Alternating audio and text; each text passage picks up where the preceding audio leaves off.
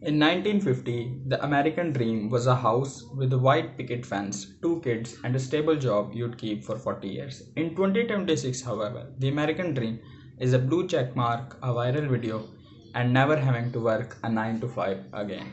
Somewhere between those two decades, we saw picket fences for follower counts and nobody agreed to it. It just happened.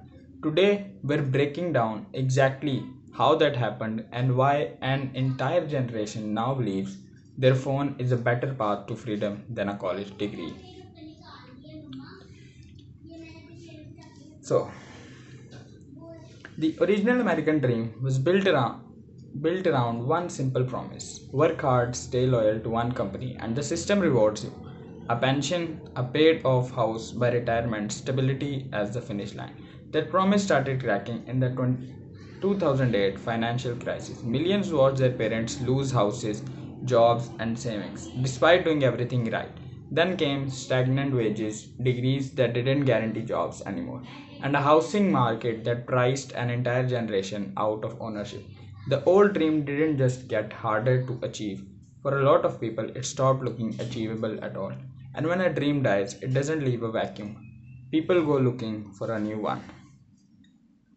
Section 2. Enter the Creator.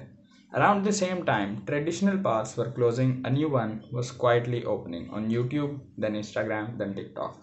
Suddenly, you didn't need capital to start a business. You didn't need permission from a boss, a bank, or a gatekeeper. You needed a phone and something to say. And the early winners made it look easy. A kid filming in his bedroom becomes a millionaire before he can legally rent a car. A stay at home mom starts posting recipes and ends up with a product line in Target. These weren't hypotheticals, they were proof of concept, broadcast directly into everyone's pocket every single day. That's the key difference from the old dream. The old dream success stories were distant, a CEO you read about in a magazine. The new dream success stories are algorithmically delivered to you over and over by people who look like you, sound like you, started with nothing like you did. Proximity changes belief, and belief is the entire engine of a dream. Mark this. Section 3. The Four Promises. The new American dream sells on four specific promises the old one couldn't match. Number 1. Freedom. No boss, no commute, no clock to punch. Work from anywhere on your own schedule. 2. Speed. The old dream took 40 years. The new one dangles the idea that you could be discovered next week. 1 week, one post, one lucky algorithm push. 3. Ownership. You're not building someone else's company. You are the company. Your face, your voice, your personality. Monetized directly. And number 4, democratization. Anyone can start, no degree required, no interview, no resume, just a camera and consistency. Put those four together and you get something incredibly seductive. A version of success that feels both more achievable and more meaningful than climbing a corporate ladder for 4 decades.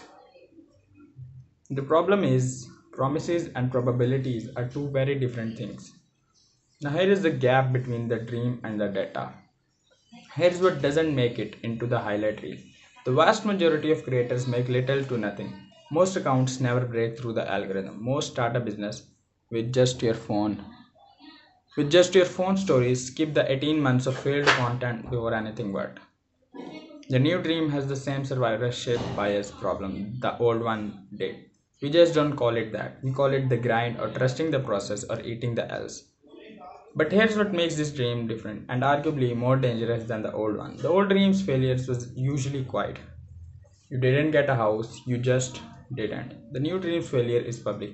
You post, you get ignored, and the algorithm shows you exactly how many people scrolled past you.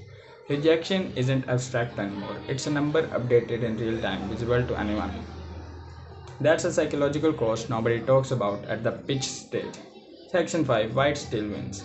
And yet, despite all of that, the new dream keeps winning converts. Why? Because even a flawed dream beats no dream at all. The old path felt broken to a generation watching their parents grind for 30 years and still come up short. The new path, however, unlikely the odds, at least feels like it's in your hands. You control the camera, you control the post, you control the 10,000 small decisions that might eventually add up to something. That sense of agency is worth more to people than most economists give it. credit for. It's not just about the money, it's about authorship, being the main character of your own story instead of an employee number in someone else. That's the real trade the new American dream is selling. Not guaranteed success, but guaranteed ownership of the attempt. So, did social media replace the American dream? Not exactly. What it did was replace who gets to try. The old dream was required capital, connections, or credentials most people didn't have. The new dream requires the phone most people already own. That alone makes it the most accessible version of the dream this country has ever produced. Whether this access turns into actual outcomes for most people, that's still being written one post at a time. If this made you think differently about the phone in your pocket, let me know in the comments and I'll see you in the next one. Till then, peace.